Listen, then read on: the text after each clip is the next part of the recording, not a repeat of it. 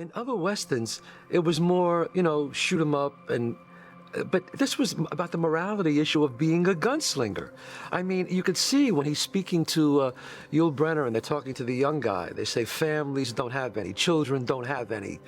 You have no place to go. I mean, it was unheard of to talk about that back then. In terms of the Western, it was the beginning of the end of the great American Westerns. Look, in 1959 you had Rio Bravo. In 1960 you had The Magnificent Seven. Literally 4 or 5 years later, now you had Sergio Leone coming on the scene with his Clint Eastwood Westerns, which basically was the death knell of the Western. That was transformed it into something else. By that time, television and Italian spaghetti Westerns had kind of done it in, so it's kind of the last hurrah. To my mind, Seven Samurai is the greatest film ever made.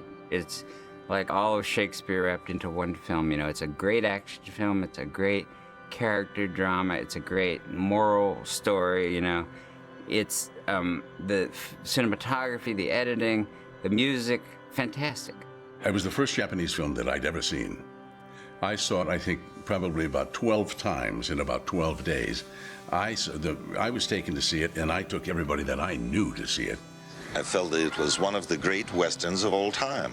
Only it was made by the Japanese, in the Japanese idiom. But the form and the whole design of it was an ideal Western. I got home and called my lawyer in Tokyo, who's a great friend of mine. With the difference of time, it was just right. I got him in his office, and I asked him to buy all the rights to the Seven Samurai. When I woke up the next morning, I had a cable confirming that I had acquired all the rights, and they were all mine. And of course, it was all done with the idea of making The Magnificent Seven out of it. I can't pinpoint why I thought this would be a good American Western. All I knew was that that's the vision I had. When and how it occurred, I don't know. But I know that when I left the theater, I turned to my wife and I said, this would make a classic American Western. Tony Quinn at the time was directing a movie starring Yul Brynner. And he had shown the movie to Yul Brynner. And Yul Brynner reacted like all of us that preceded him. My God, this is a magnificent movie. At one point he said he might direct it. But then I suppose he came in touch with the producers and the people who are in charge, and they decided, why lose this great actor? During the period I was on, it was always Yul. Yul was going down, and I was looking forward to it. I was very sorry that he never had a career as a director. I think he would have been a good one. He was a very good still photographer. He had a very good eye. He understood actors, and it's a shame, I think, that he never did.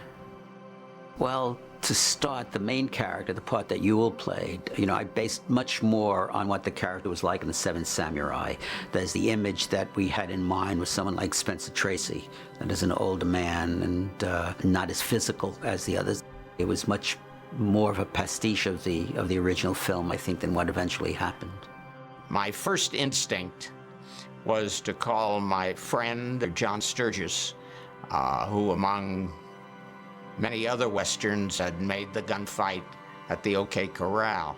We had recently concluded a deal with John, and I said to him that I thought I had found the ideal first property for us. We immediately began talking about possible writers, and John suggested Walter Newman.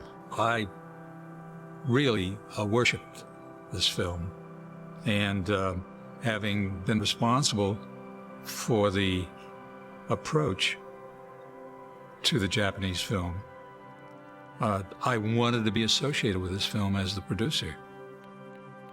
The Mirisch Company and United Artists came to me via their lawyer and said, what would you accept to settle? And so there was a settlement made where there was money paid, and the credit was reduced from producer to associate producer.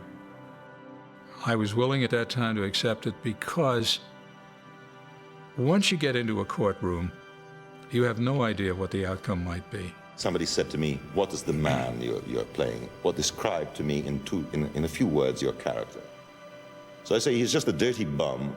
There are only two clean things about him: his gun and his soul.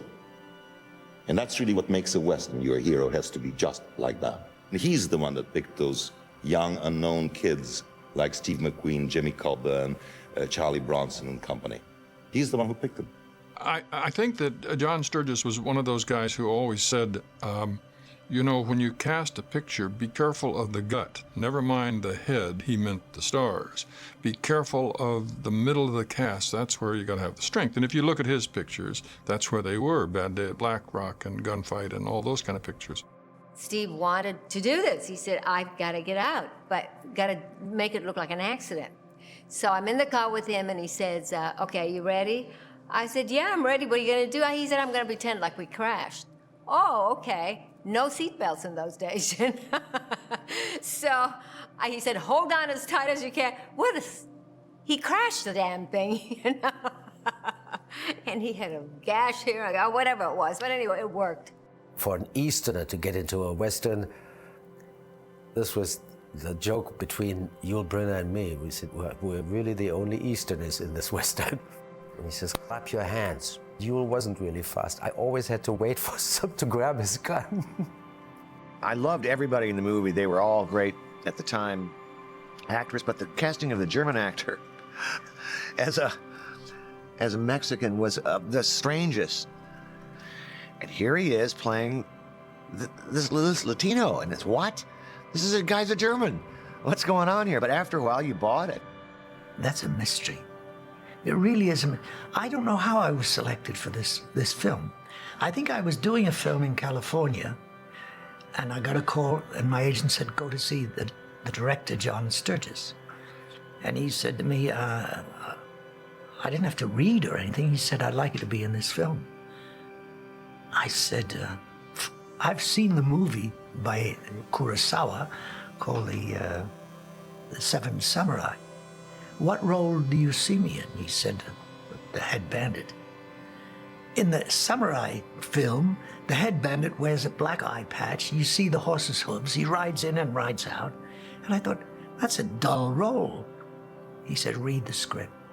I read the script, and I found that I rode into town with my 35 bandits and ride out. And I thought, I don't want to do that. But then I realized, for the next 35 minutes, all they talk about is, he's coming back. They're getting him. His men are here. He's arriving. I thought, that's wonderful. I'll take the part. I believe Yul Brynner was cast and Steve had been cast. And there was an actor strike. It was going to occur at 5 p.m. I think it was a Friday afternoon. And I had just been nominated for the Academy Award. And this was in February of 1960. I suddenly got a call from my agent and said, you've got to get over to see John Sturges.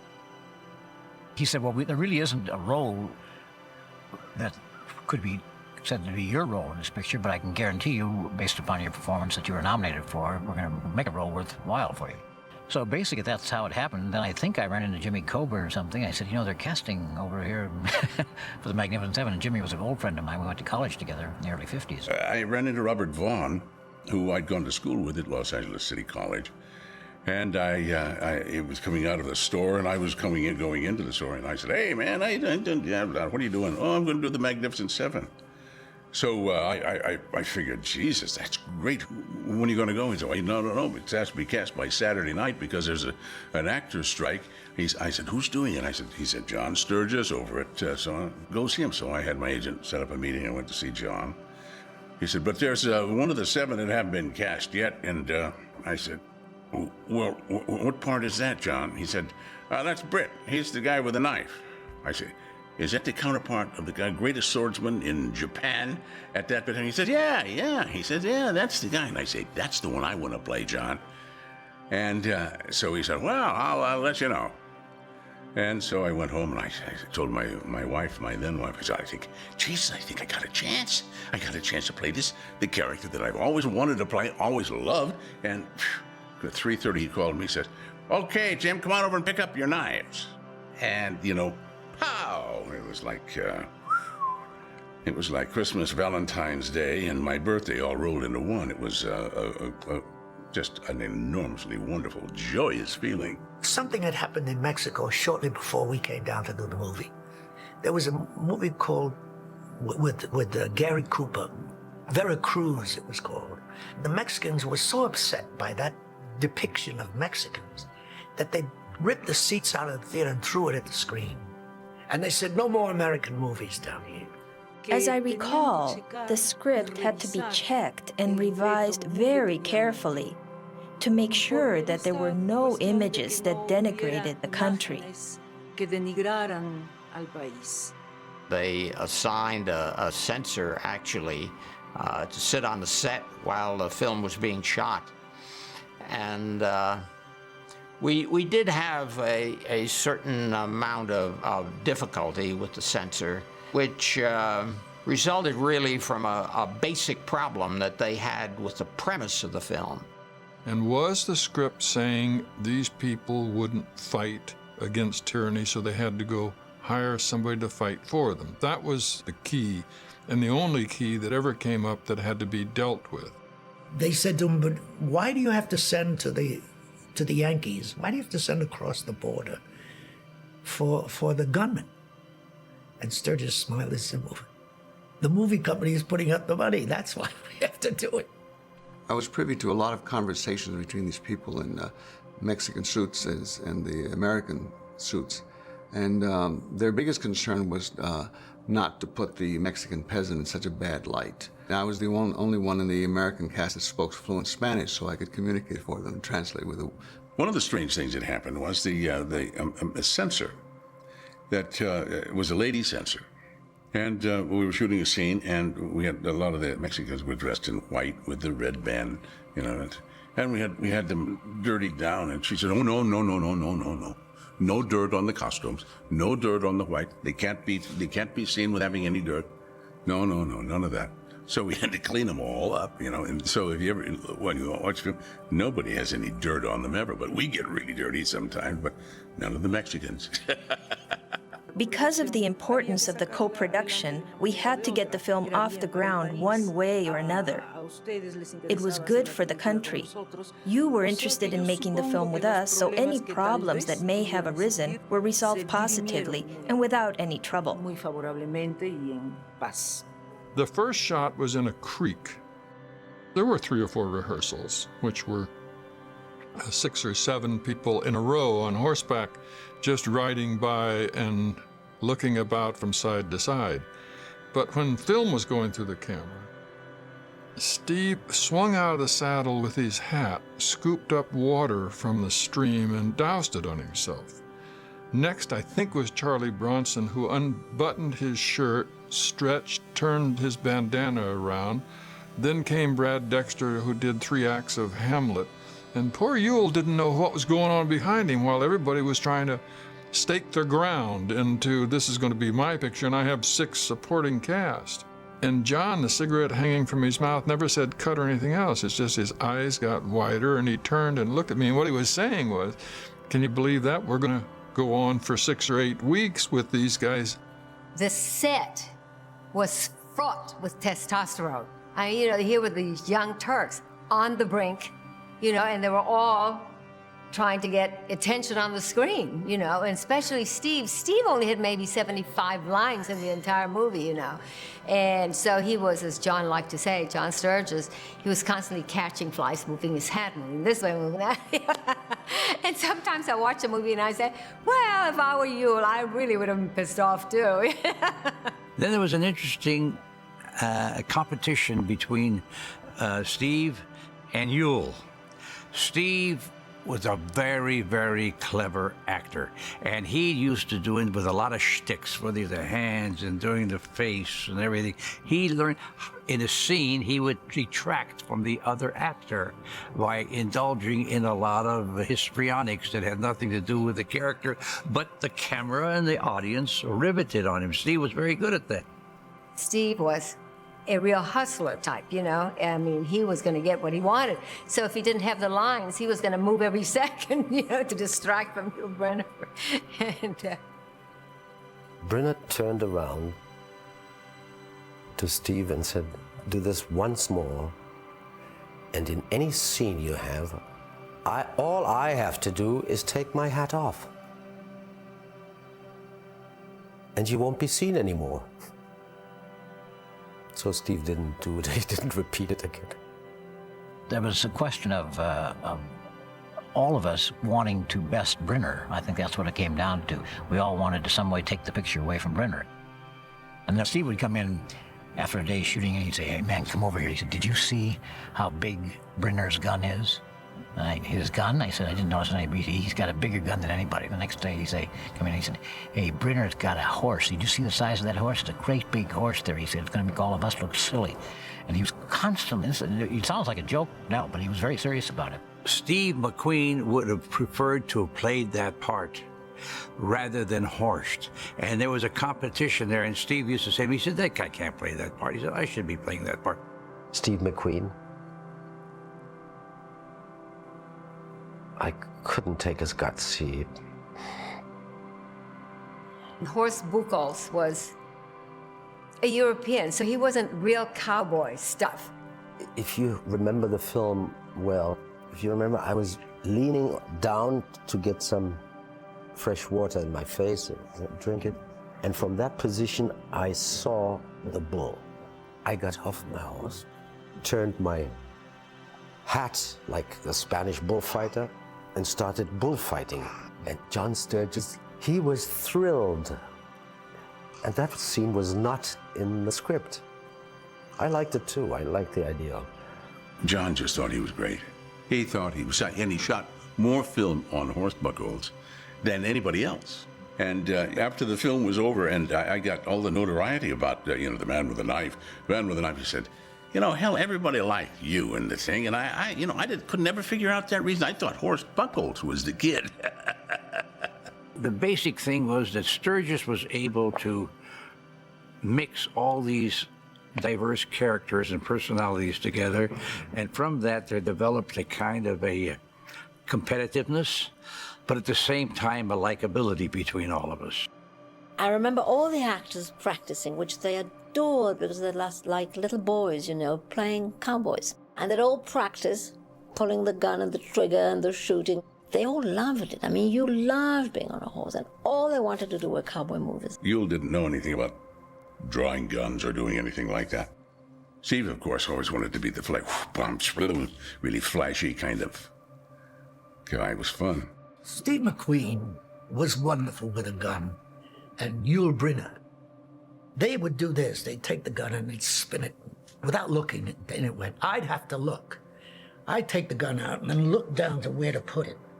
It drove Sturges crazy, the director, but I said, I don't know how to do the gun. All I know is I'm going to shoot him. One day, with blanks, of course, but one day I shot myself through the jeans. Boom, it went off. My thigh was all red and blue. Not only were the guys into that boys will be boys mode, but the guys behind the cameras, like Bob Relier, he was incredible. I was on the set when they were filming that scene going down the street with Yul and Steve. The curtain flicked a little bit. That was Bob Relier behind it, and Steve fired with a live bullet, some live bullets. I said, God! We played an awful lot of poker and did an awful lot of drinking and eating Spanish food, Mexican food rather, and had a lot of laughs and we had a lot of fun. I think that any of the still photographs that documented this are going to verify that if there was clanning, then the clanning fell into a couple of natural groups. One would be the McQueen, Bronson, as much as Charlie can hang out with somebody. Brad, you're going to see claned with Yul because somehow Yul, bless him, had figured out how to beat Brad in gin rummy. And that got to be endless. Oh yeah, we played for money. We played for money. Yul and I played gin rummy against each other. We played, we gambled quite a bit on the set. Brad Dexter was always losing, and he thought we were cheating. But he was not very good. We played poker, I was lousy, but then we played gin rummy, which I was pretty good at, and he was not very good. And, he was always losing. I'll tell you, that experience of the Magnificent Seven, I made about 40 pictures. I had more fun on that picture than any picture I ever made. They were hired, and it was explained to them that they would be Eli's gang, etc. and they took over Eli in one of the strangest things I've ever seen on a picture. And each morning I'd arrive on the set, put on my outfit, and my 35 bandits would assemble with me, and we'd go riding for an hour. We'd ride along the hills, and it was wonderful, wonderful. When the prop man handed him his gun, don't hand it to Eli. You hand it to one of the gang who would examine it, be sure the chambers were empty. So they took the Calvera's gang thing to the nth degree. I even frightened myself. The party of my wedding was the same party as the village party in the movie to welcome the Magnificent Seven. And this one was to welcome Magnificent Two. So they used the same props they used in the movie. Fantastic, only they do that. Yul and Doris sat on a slightly elevated stage, as I recall, and received, rather like the Pope. And I didn't kiss his ring. I don't even think I went up on the stage, but I know Steve didn't want any part of it at all. When we were filming, we thought this is going to be a real bummer. We have no script. We've got a Japanese story that doesn't necessarily appeal to Americans, we thought, and we've got a Mongolian guy from Brooklyn playing American cowboy named Yul Brynner. We said this is going to be really bad. It didn't happen right away, in America anyway. We got kind of a general release from United Artists. I don't know who was the head of United Artists that time, but he didn't have any faith in it at all. But it played, in a general release for a week or so, and then was just kind of closed down. And I was really disappointed with that. And then when in Europe it became a hit, became a big hit. And, then it came back through America and was started playing again, and they decided, well, maybe we got something here we should use, and it's been playing ever since. Isn't that strange how that things work? Kurosawa was a big fan of the Magnificent Seven, and after he saw the picture, he spoke to John a couple of times on the phone and was very complimentary and thought he loved it and did not want to indulge in how does this compare to his own, Kurosawa's own film. He just took it as a Western and said it works really well. John suggested Elmer. Elmer was very young at the time, very early in his career, and he gave us one of the great themes in movie history. I had, for many, many years, been interested in folk music, both American and Mexican folk music. But when the Magnificent Seven came along, it was wonderful for me in that I was able to use a lot of thoughts that I had stored up over the years. He did it. It was there, and the orchestra played it, and we said, great. And we were very enthusiastic about it from the very beginning. The music behind it, yeah. So we had a great score, too. Elmer wrote a really good score. The rhythmic underpinning, that was the important thing. And I got that early on. I remember being very thrilled when I came across that. I thought, this is really exciting, The tune itself, I thought, was much less interesting than the kind of the rhythmic input. And I think that's what people really remember. A great score lifts the whole movie up 2-3 notches. And Elmer Bernstein's score is, to me, the greatest Western score there ever was. I once said to Elmer Bernstein, who wrote the music, I wish I'd heard the music at the beginning of the film. I would have ridden my horse better.